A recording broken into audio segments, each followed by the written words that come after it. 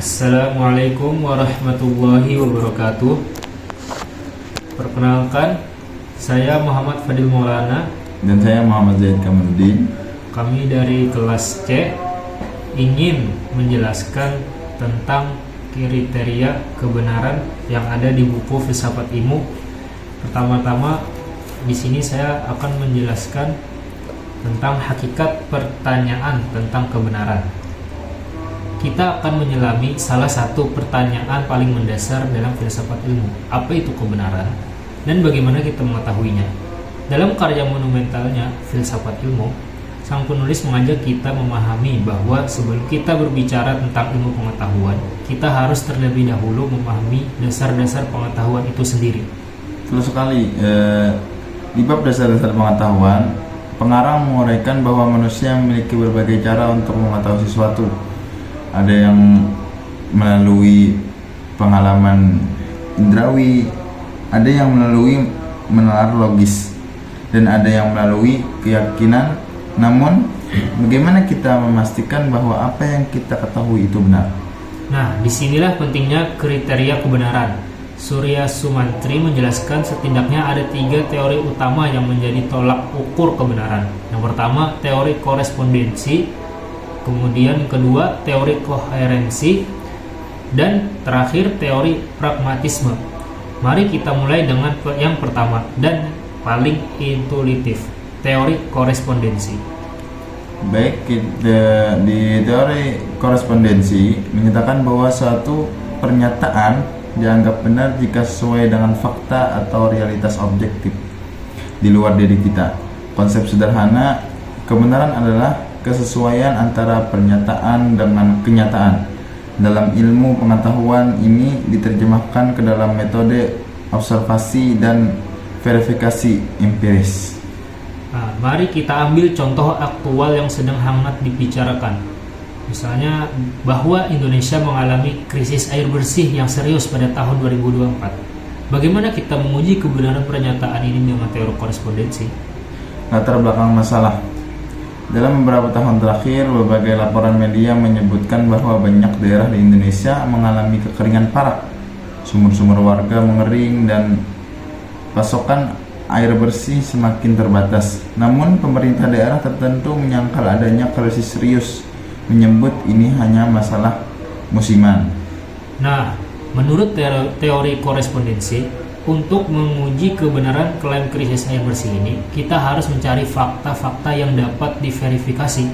Kita akan mengumpulkan data tingkat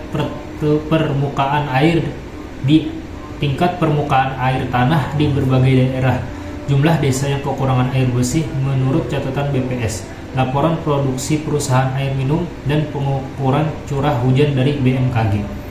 Jika data-data tersebut menunjukkan tren penurunan ketersediaan air bersih yang signifikan dan meluas, maka klaim krisis air bersih sesuai dengan realitas faktual. Namun, jika data menunjukkan bahwa fluktuasi musiman dalam batas normal, maka klaim tersebut tidak berkorespondensi dengan realitas. Nah, persis. Tapi disinilah kompleksitasnya. Data dari lembaga berbeda kadang menunjukkan hasil yang tidak konsisten.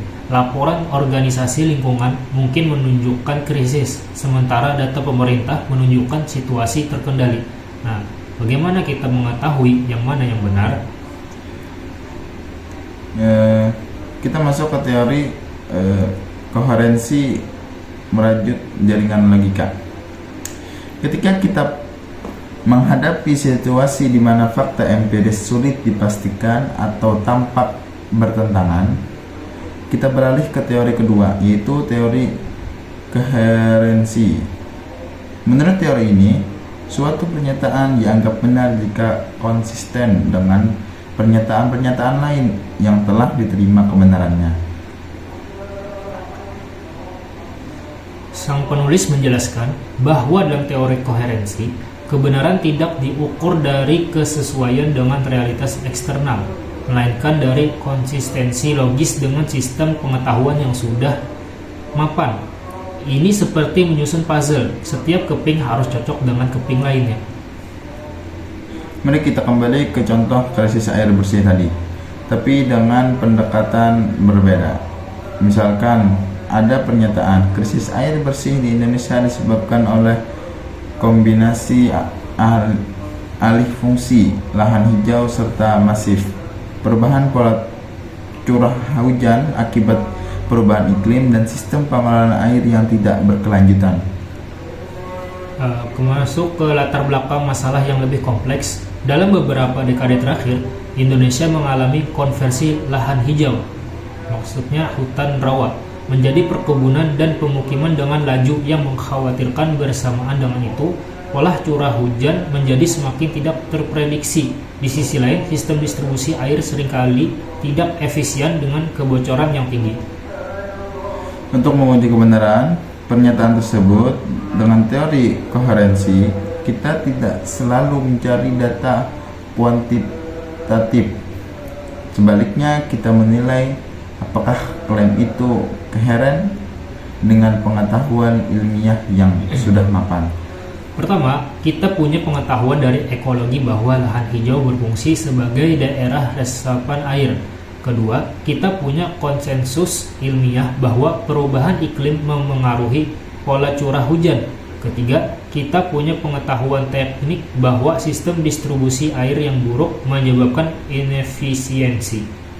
Jika klaim tentang penyebab krisis air bersih tersebut melaras dengan ketiga pengetahuan yang sudah mapan ini, maka menurut teori koherensi, klaim tersebut memiliki kebenaran logis.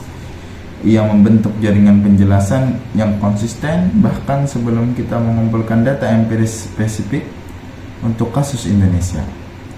Namun, kelemahan teori koherensi adalah ia bisa menciptakan sistem logis yang tertutup, sempurna tetapi terputus dari realitas. Sejarah ilmu pengetahuan penuh dengan teori yang sangat koheren, tetapi akhirnya terbukti salah karena tidak sesuai dengan fakta observasi. Inilah mengapa kita memerlukan teori ketiga, yaitu teori pragmatisme. Menurut teori ini hanya dikembangkan oleh filsuf seperti Charles Skander dan William James. Kebenaran diukur dari konsekuensi praktisnya. Sesuai pernyataan dianggap benar jika ia berfungsi, bermanfaat, dan memberi hasil yang memuaskan.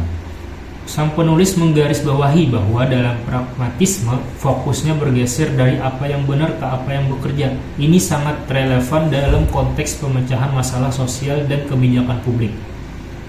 Mari kita ambil contoh.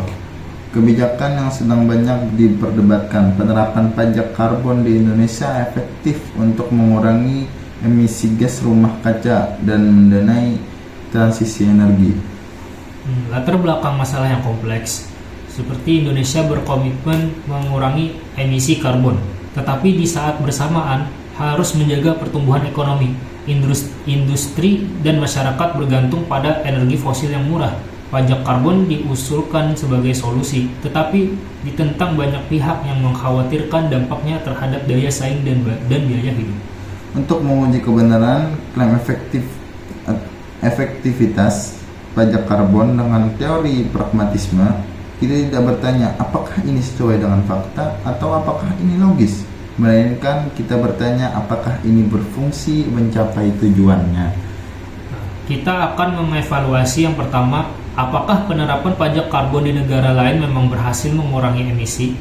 Kemudian, apakah mekanisme pendanaannya efektif mendukung energi terbarukan?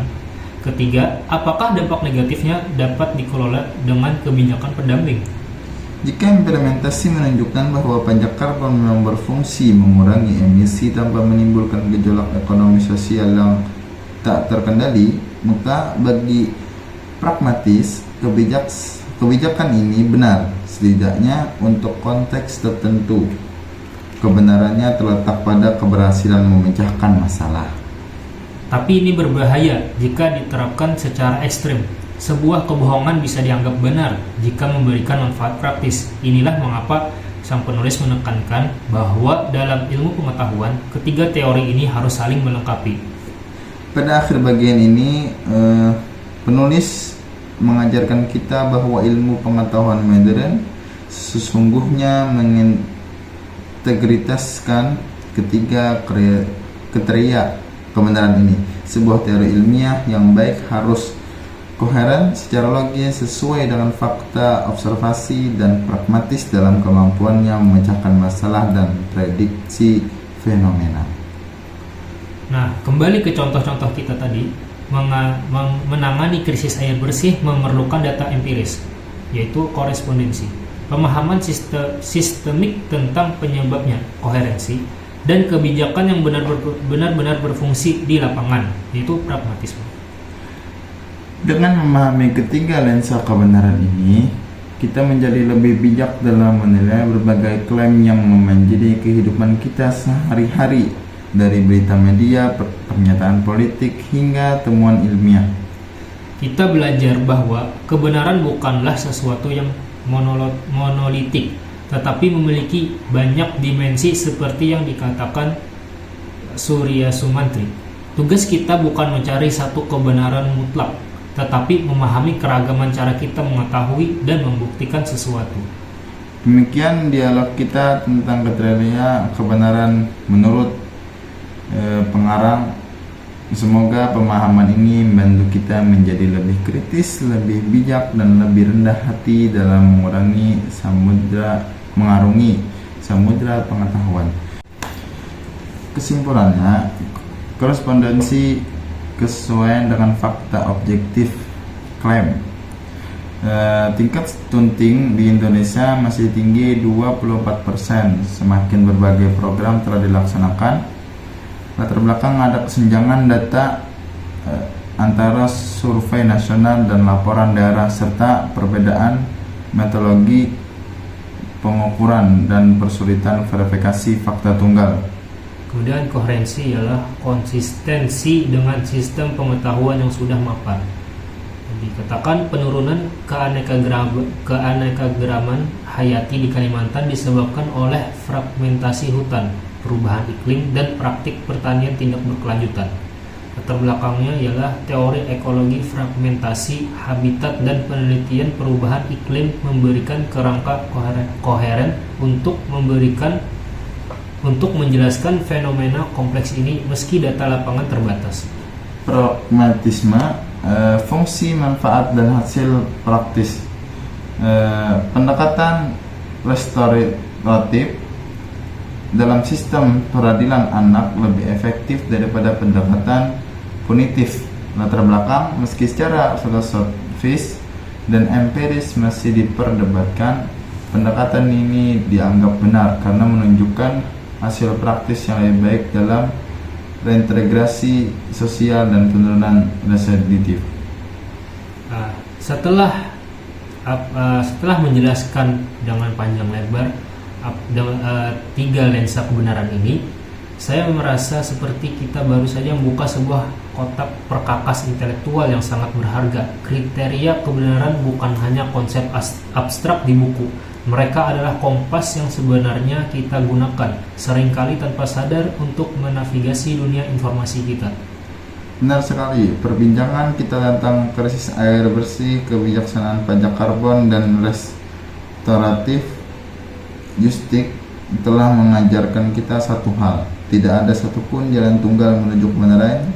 Sains mungkin mengedepankan korespondensi, hukum membutuhkan koherensi sistematik yang ketat, sementara kebijakan publik diuji oleh pragmatisme. Hasil di lapangan, konflik sering muncul bukan karena satu pihak benar yang lain yang salah, tetapi karena mereka menggunakan alat ukur kebenaran yang berbeda. Nah, inilah pesan utama dari pembahasan buku ini. Kemampuan untuk mengenali kriteria mana yang sedang bekerja dalam suatu perdebatan adalah inti dari kecerdasan berpikir kritis. Sebelum kita bertanya apa buktinya yang dimaksudkan korespondensi, apakah ini logis, yaitu koherensi, atau apa gunanya, yang mana maksudnya pragmatisme, kita harus lebih dahulu bertanya pada diri sendiri, kriteria kebenaran macam apa yang relevan untuk pertanyaan ini. Dialog kita hari ini adalah sebuah permulaan, bukan akhir. Mari kita bawa ketiga alat ini, penggaris korespondensi, busur derajat koherensi, dan timbangan pragmatisme, untuk mencermati klaim-klaim yang kita ketahui, mulai dari artikel berita, pernyataan pemimpin, hingga diskusi dengan teman.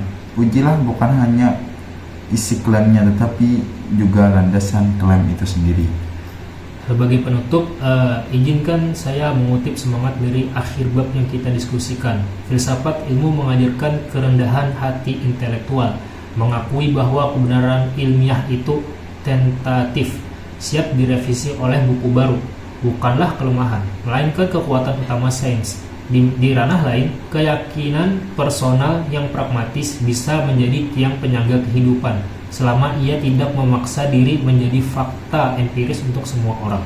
Jadi tugas kita sebagai pembelajar bukanlah untuk menjadi hakim kebenaran yang mutlak, melainkan menjadi pengembara pengetahuan yang cakap, seorang yang mampu membedakan jenis medan, kapan kita berada di daratan fakta yang bisa diukur, kapan kita menyusuri lorong logika yang berliku, dan kapan kita menilai suatu jembatan dari kekokohan penyeberangan kita, bukan dari bahan pembuatannya.